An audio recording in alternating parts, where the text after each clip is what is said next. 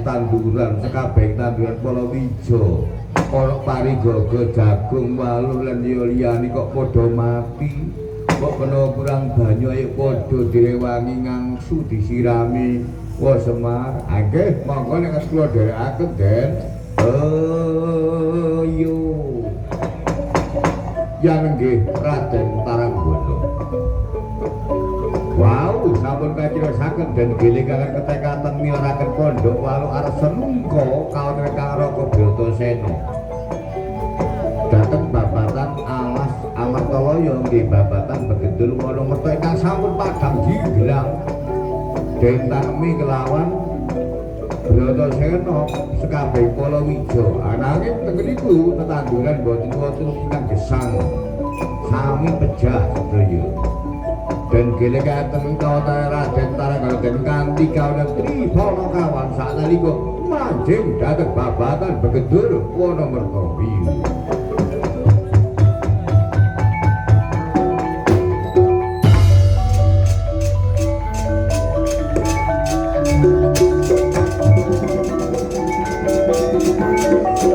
Ayo Mas Joko jaman wonjene ketutup barang Taranggono nggih Pak.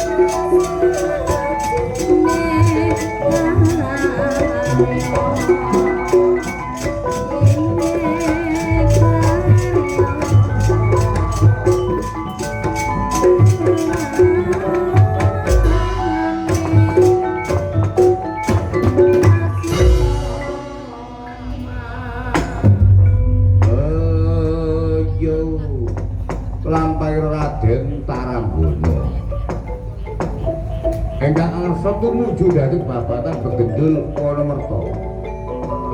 Ananging ngerti iki ana sinebatan modai saka lali wong lena saka mbae najan to babatan begitu ana wektu menika sampun padang jinglang karo tunggak kemawon boten ki kersane yang pandum saya manah kawatane Raden Taranggono sakjane keperanggul raseksa kalih kala renggut muga lan kala margumamang dadosaken panca bakah bondo Mulamadi.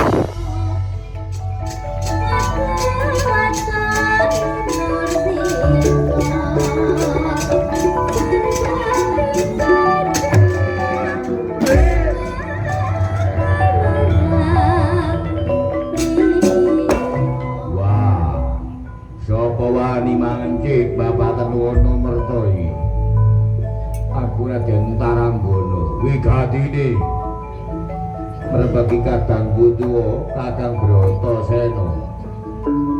Ana kanane babat ana merta ana pating jenggelek pustakane raseksa. Ora nganti anjak-anjik pucuk gunung Mahmeru nugel jagane raseksa.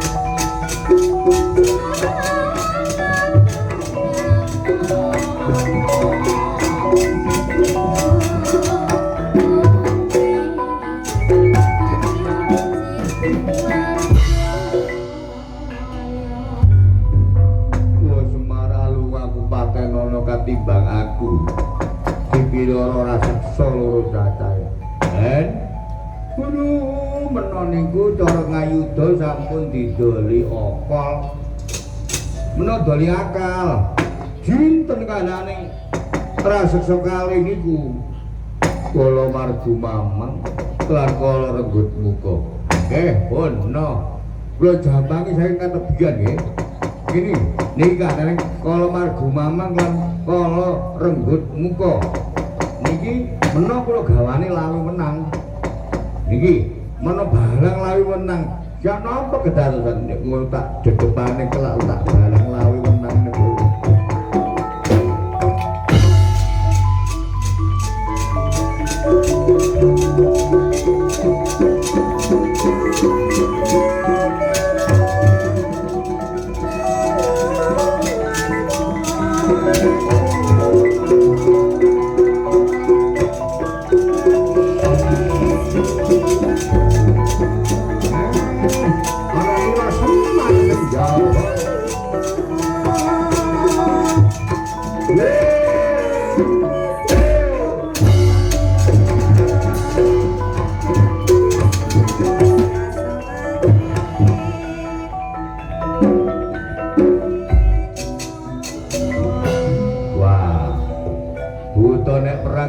Cinta kendang udah nek pragade cinta kendang jawur blogo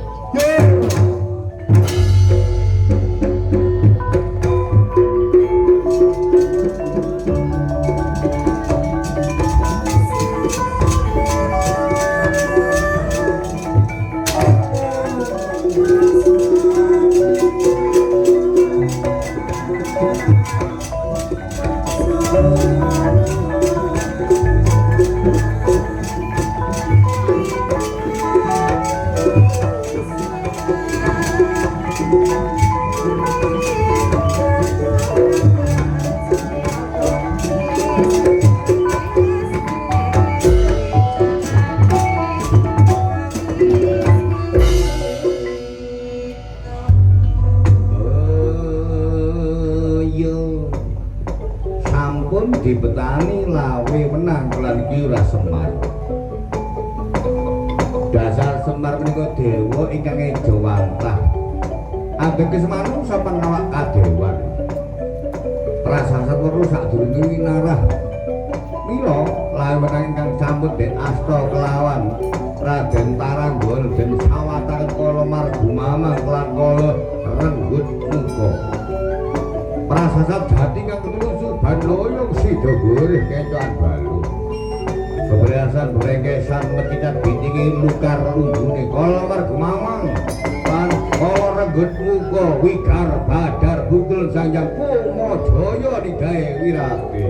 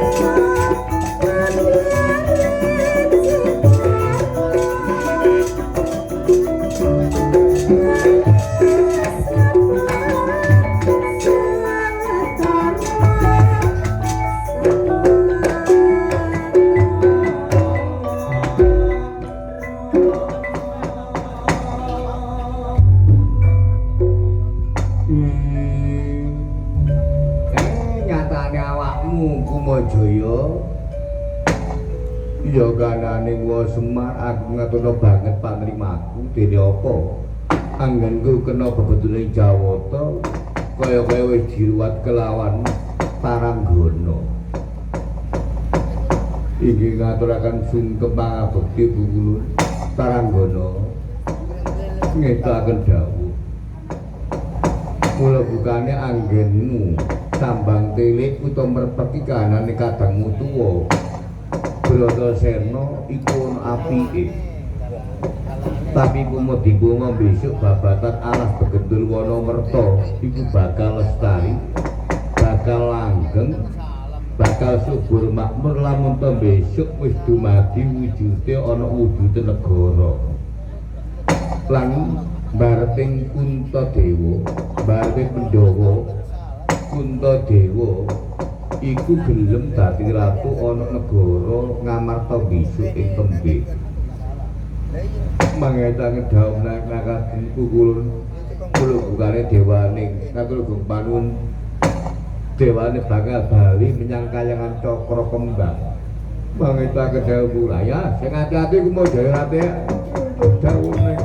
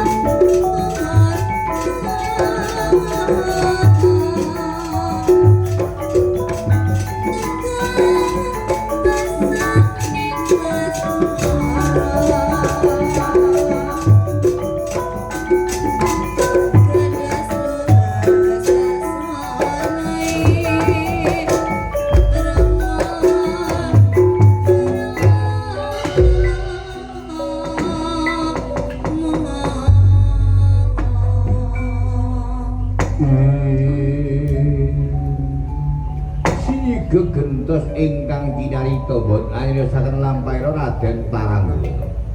Ananging anyosaken wonten babatan Begendul Wanamerta nggih alas Amartalaya ingkang ngrepepeh ingkang gloyar-gloyor piyambake Hanama Bratasena prasasat boten kuat gelawat piyambake karobyong dening Balaweri Balawewe tan kasat ing netra waduh ana apa ya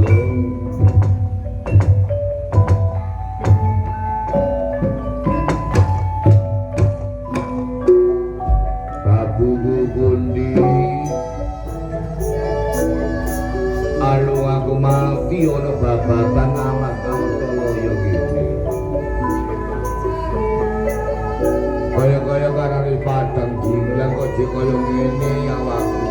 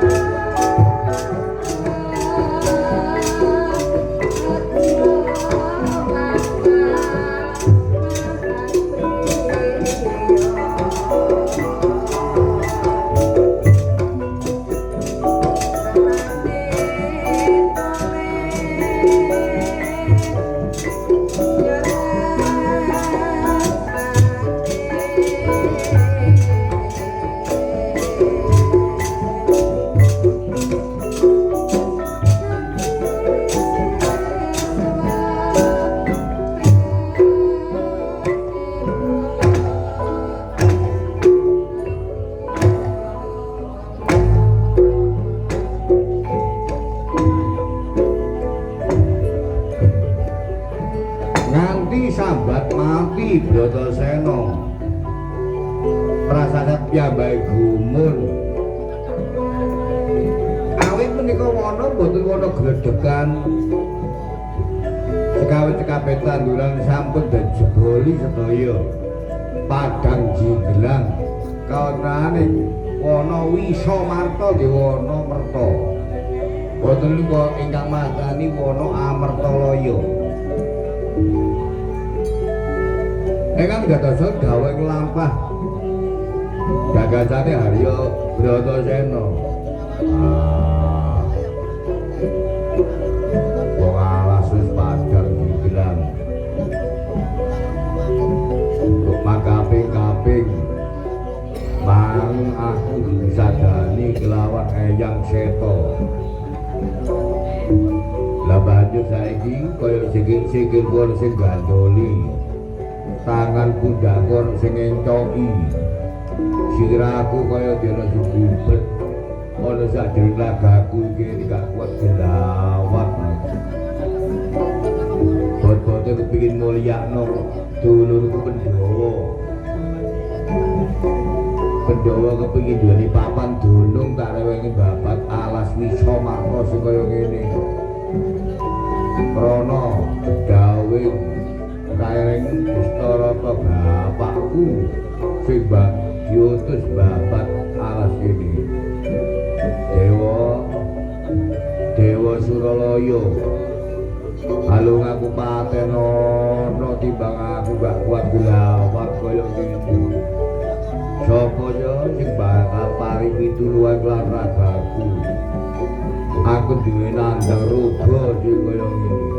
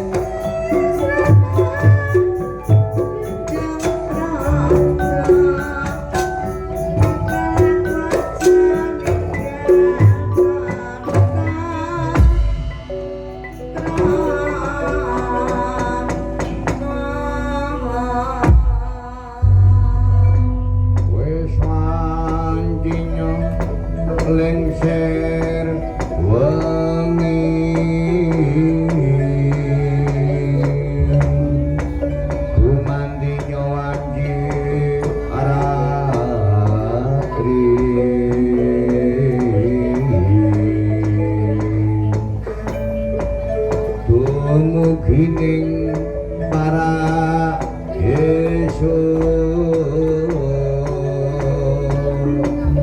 wancinya sawung kang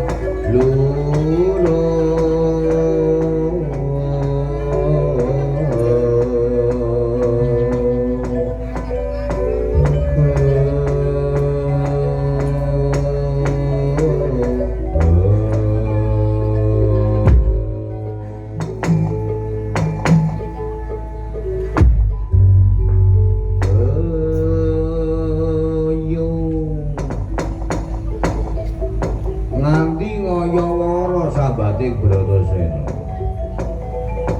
Ananging bangke kersane yang tandung kocak Dalandri kocak Gunung Pradumpa sambate Bratasena gonjengaken wonten Gempok Pertapan Kendari Sada. Gempok Pertapan kadening kabandel-bandel prasasat ana lindhu ambal kaping 7. Sinten ingkang mencolotake Gempok Pertapan Kendari Sada Tangkocapo Reksi Begawan Kapiwara paring sanjata pitulungan kan Harya Bratasena.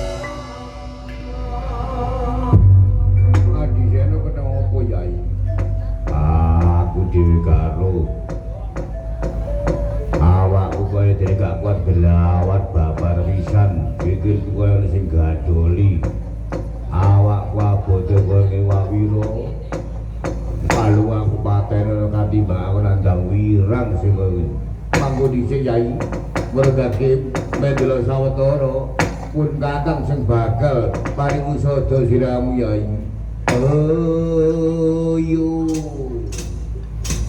Reksi Begawan Kapiwara ingkang sumedya paring usada dumateng Harya Bratasena. Mila yekti kautaning Kapiwara lan Bratasena menika kadang-kadang tunggal banyu sami siswa-siswane Pukul Jang Bathara Bayu. Kandhane napa menawi Kapiwara Bratasena utawi berkutut. Bratasena menika kadang tunggal banyu siswa-siswane Pukul Jang Bathara Bayu. Sami dipun paringi bebet poleng bang dituru. Ingkang katandha wonten warna cemeng lan warna pethak. Menika pralampita saspitaning Jawata Bathara Guru Manjasing. Cemeng niku ala, putih niku suci. Ing pangajap najanta ala ya alammu dhewe. Najanta suci, najanta apik ya apikmu dhewe. Alamu ora bakal netes nang aku, ben apikku ya ora bakal netes nang alaku. Iya sinareng Kapiwara sedang asta suku tunggal sakalika ngedalaken sindung riwet paring Pukul Jang Bathara Bayu. Bolore bola jim setan ingkang gandhel tuwethuk wonten raga-raganing Bratasena sakalika den kebus sindung riwet alpal kalang kabut bolore kumadar kapang-kapang saking babatan Wisamarta.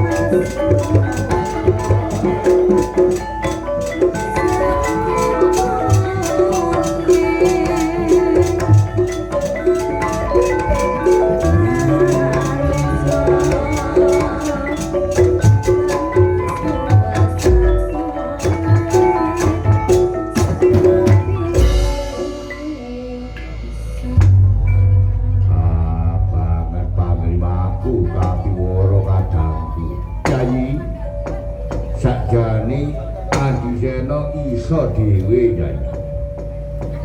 Krana Adijono kelamun kakang iki duweni ngelmu sing dumriwet paring pukul jang Bathara Bayu durikala semono. Nyatane Adijono bareng ginubel sekabeh bala werin kananing jin setan ing Lulu Banaspati kok ya katalumpen gaeling lan duweni ngelmu sing dumriwet sing kaya ngono. Aku lali ya. Kapi ora kadangku Awira. Adisena kaya ngopo? Sing nomor 2. Tanduran kaya ngene akeh. Babagan arah bisa marta. Iki banjur tak tanduri kok mati padahal aku nyirami esuk sore. Pariga kaya mati. Waluh ya alum. Kaste bareng walum. Tales bote lan liyane padha mati. Kamangka banyu tak rewangi ngusung teko ngisor. Mekul kok tekan wangan ngisor kono nganti mrene. Bedheke supaya tanduran iki urip banjur kena dienggo pangan kadangku Pandhawa. Adisena kapi ora kadangku kaya mula lakon iki aja nganti para dulu kasating netra. Krana tetanduran wis nganggo dirumah tata lahir iku banjur tetep mati. Delengen nganggo tata batin. Dideleng nganggo tata batin. Mbok menawa kono ana bolone jin setan sing ganggu utawa nggodha mateni tetanduran iku. Wira kadangku tuwa. Banjur carane ya apa? Umpama aku iso yaiku deleng kananing bala sesremetan sing ganggu sing mateni tanduraku. Ngene Adisena. Mula bukane menawa siram kepingin anyumurupi utawa nyengkrena bangsa gegaiban sing yaiku merusak tetanduran. Ora nganggo pitung dina Yai, sak kira-kira wancih tengah wengi. Lengsir jam 12 kira-kira ya jam 12 kliwat pira ngono. Tanduramu iku umetana Yai. Umetana. Saka mangiwa banjur tepuke manengen, aja kleru manengen banjur tepuk mangiwa. Saka mangiwa tempuk manengen. Kakanane dongane wong Jawa gampang Yai. Gawa uyang krosok nganggo tembung bawang abang nyimpan, bawang putih nyingkrih. Bala gegaiban, bala sesremetan sing ganggu utawa sing mangan tanduraku. Yo pangan-pangan tapi aku ngengono kanggo yaiku pangupa jiwane keluargaku. Mumet Yai, jaga kiwa manengen tempuk banjur ana kono. Mlaku sak mlaku nganggo nyawur uyah krasa iku mang. Sepisan maneh aja kok tundung gak. Bangsa gegaiban sing mangan tanduramu aja tundung tapi jaluka pangan-pangan lamun aku ngengono kanggo nyukupi pangupa jiwa keluargaku. Uga kanggo yaiku nggarap tanduran maneh. Soale kabeh iku ana sing ngomong Yai, kabeh iku ana sing ngomong. Banjur kaya ngopo? Wak Wira kadangku. Ana kaya ngono. Wis mangsa budhu ora ana kadangmu Pandhawa sing nyusul siramu. Ora ana aku tak bali menyang Depok Pertapan Kendali Sota. Nek ngono sewang-sewang Wak Wira ngatur kumpan kune kowe.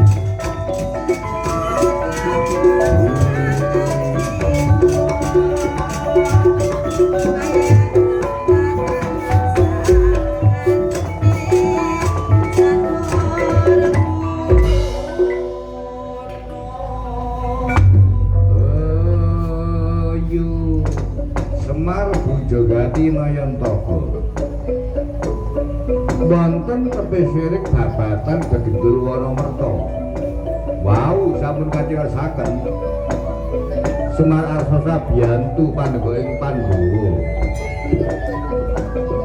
Arya Bratasena ingkang sampun anggenipun nandur prasasat kagudha kelawan bangsa sesremetan awit sampun den siram boten kirang-kirang anggene ngupaya tetanduran nika nanging saya pejah.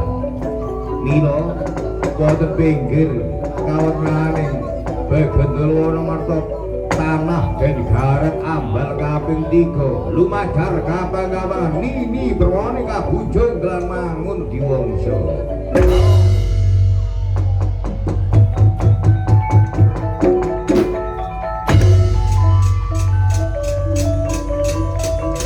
Iki apa ndarai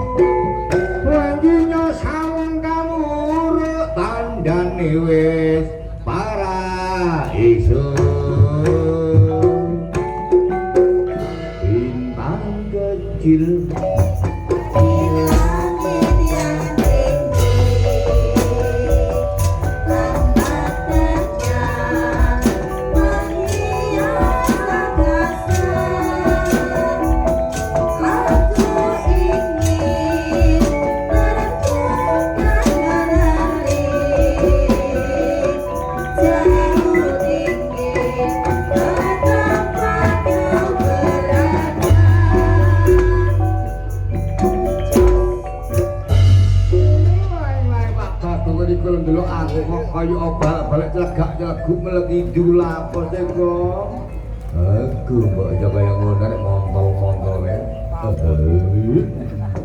Aja ngono Bapak, aku tak bal ning kayangan Setra Gontul Mayit. Aja ngono diguyu Sumali kula kok. Dandar.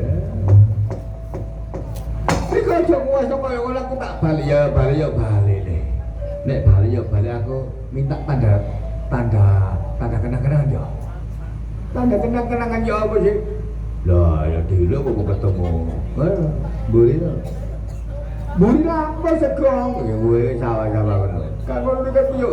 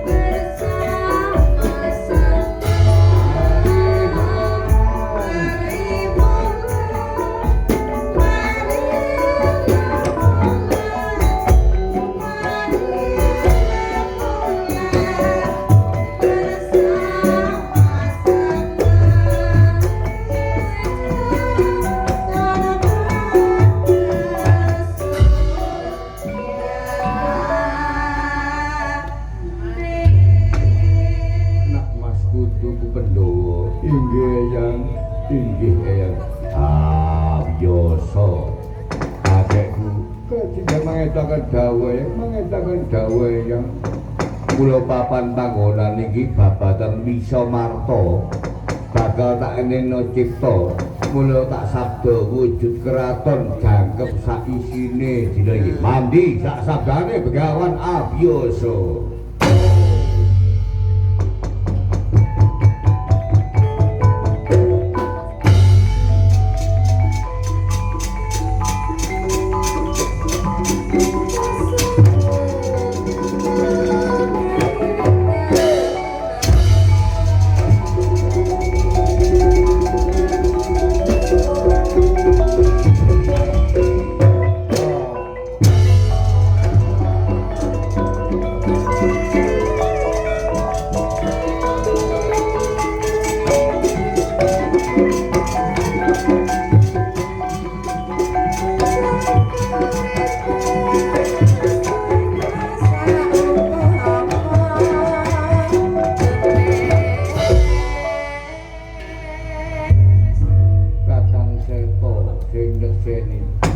Adiyasa aku melu nyekseni.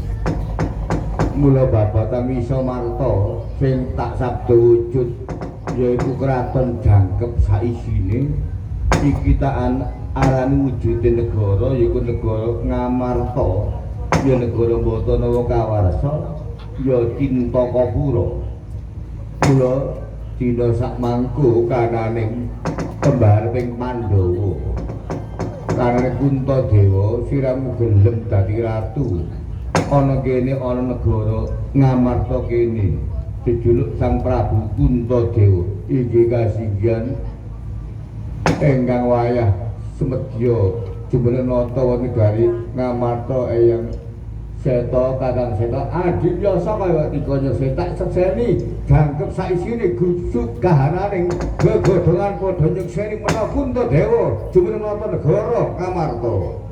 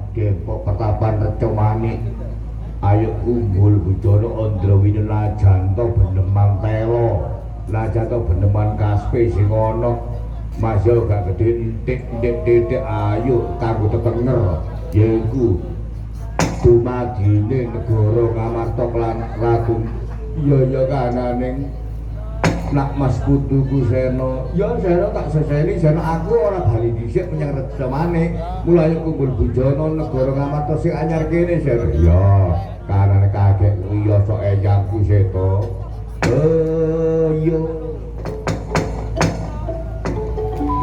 sampun paripurna anggenipun kir dalang Rama Widodo anggelar inggih pacinta sedang natas kanthi babar cariyos adeging negara Ngamarta ugi wonten ingkang mastani menika lampah Senotami. Kula kanthi lamar menika ngaturaken dumanipun rawuhing para sutresna budaya.